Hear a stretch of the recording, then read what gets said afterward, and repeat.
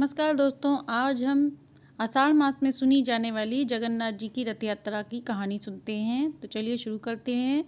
जगन्नाथ जी का अर्थ होता है जग के नाथ। आषाढ़ मास में द्वितीया तिथि से ये रथ यात्रा शुरू होती है और शुक्ल पक्ष के 11वें दिन तक भगवान की वापसी के बाद रथ यात्रा का समापन होता है। उड़ीसा का जगन्नाथ मंदिर अपने आप में पवित्र पावन धाम है। हिंदू धर्म में इसकी यात्रा का विशेष महत्व है। ये श्री हरि विष्णु के अवतार माने जाते हैं।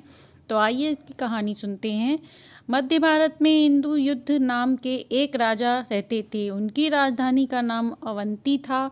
वह विष्णु भगवान के भक्त थे। एक बार ऋषि उनके महल में आ पहुँचे और राजा से बोले, महाराज, उड़ीसा के राज्य में एक मंदिर है। वहाँ विष्णु भगवान को नील माधव के रूप में पूजा जाता है, पर वह कहाँ है यह मैं नहीं जानता, यह आपको पता लगाना होगा। राजा ने कहा, क्या आप सत्य कह रहे हैं? यह सुन मेरा मन भगवान विष्णु के दर्शन को ललायित हो गया है। उन्होंने महल के मुख्य पुजारी विद्यापति को आदेश दिया कि वह उड़ीसा जाकर नील माधव की खोज करे। फिर क्या था, विद्यापति उड़ीसा निकल पड़े। वहां पहुंचकर उन्होंने लोगों से पूछा। लोगों ने उन्हें बताया। विश्वासों के मुखिया ने उन्हें गुप्त रूप से गुफा के अंदर रखा है। विद्यापति ने विश्वासों के पास जाकर मंदिर के दर्शन की इच्छा प्रकट की, पर उन्होंने उन्हें दर्शन नहीं करने दिया। अब विद्यापति ने सोचा, ऐसे महाराज के पास नहीं जा सकते, कोई और रास्ता ढूंढना होगा, और वह वहीं गांव में रुक गए।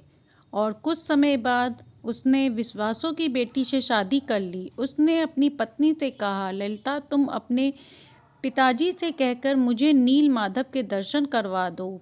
ललिता ने कहा, ठीक है, पिताजी के आने पर मैं उनसे बात करूंगी। तब ललिता ने अपने पिताजी के आने पर उनसे बात करी तो विश्वासों ने कहा, ठीक है, पर मैं एक शर्त पे दर्शन कराऊंगा कि वह आंखों पर पट्टी बांधकर जाएगा। विद्यापति तैयार हो गया और अपने साथ सरसों के दाने लेकर चल दिया। उसकी आंखों पर पट्टी बंधी थी और रास्ते में वह सरसों के दाने गिराता जा रहा था। और फिर विद्यापति ने राजा को आकर सारी बात बताई। अब राजा अपने भगवान के दर्शन करने को निकल पड़े, पर राजा वहां पहुंचे तो नील माधव गायब हो चुके थे। राजा ने कहा, यहाँ तो प्रभु नहीं है। महाराज, मैंने यहीं पर दर्शन किए थे। विद्यापति ने कहा, पर वह यहाँ से अंतर्ध्यान हो गए। राजा निराश होकर महल में आकर सो गए। अब विष्णु भगवान ने उसके स्वप्न में आकर कहा, हे राजन, तुम समुद्र तट पर जाओ, वहां तुम्हें एक लकड़ी का गट्टा मिलेगा और उस लकड़ी से मूर्ति का निर्माण करो।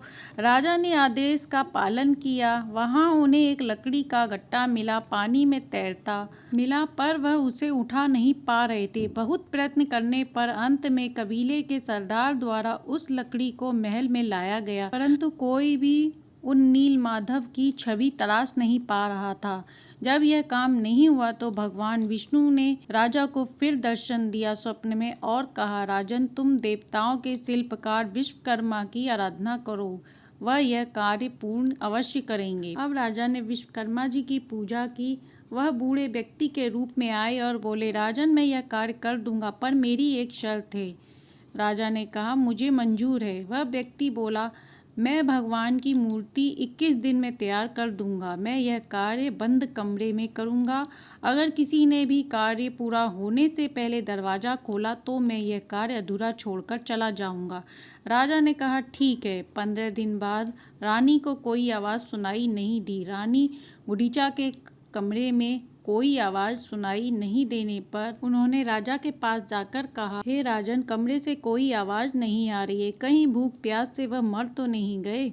हमारे सर पाप लगेगा। एक बार कक्ष खोलकर देख लें। राजा ने मना किया कि 21 दिन से पहले द्वार नहीं खोला जाएगा, पर रानी न मानी। राजा के आदेश पर सिपाहियों ने द्वार खोला तो वह बूढ़ा व्यक्ति गायब हो गया। राजा ने कमरे में जाकर देखा कि कोई नहीं है और मूर्तियां आधी बनी हुई हैं। आधी अधूरी बनी मूर्ति ही थी। राजा को बड़ा दुख हुआ कि उन्होंने उनकी बात नहीं मानी। राजा ने उस मूर्ति की ऐसे ही स्थापना कर दी। श्री कृष्ण भगवान, बहन सुभद्रा व भाई बलराम की मूर्ति रखी। प्रभु जगन्नाथ जी को भी बुखार होता है, उन्हें भी दवाई दी जाती है। कभी वह उनका पूर्व जन्म होता है जिसे नव कलेवर कहा जाता है। हर 8, 12, 19 साल में एक बार होता है। इस दिन उड़ीसा सरकार अंधकार रूप में आंखों पर काला कपड़ा बांधकर पुरानी चीजें कुछ रहस्यमयी मूर्ति में लगवा देती है। इसे ब्रह्म पदार्थ कहा जाता है। प्रभु जगन्नाथ दुनिया के एकमात्र ऐसे ठाकुर जी हैं जो सबकी पुकार सुनकर सभी की इच्छा पूरी करते हैं। उनके मंदिर के ध्वज पर प्रतिदिन झंडा लगाया जाता है। कहा जाता है कि जब श्री कृष्ण जी की मृत्यु हुई थी तो बहेलिये ने उनका अंतिम संस्कार किया, पर वह दिल जला नहीं तो उसने लकड़ी के गट्टे में उनका शरीर रखकर जल प्रवाह कर दिया, जो तैरते तैरते पुरी के समुद्र तट पर पहुंचा।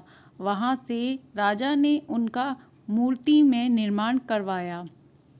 तो ये थी आषाढ़ मास में सुनी जाने वाली जगन्नाथ जी की कहानी, रथ यात्रा की। इस कहानी को रथ यात्रा तक सुनने से ठाकुर जी की कृपा बरसती है। कहानी अच्छी लगी हो तो लाइक एंड सब्सक्राइब।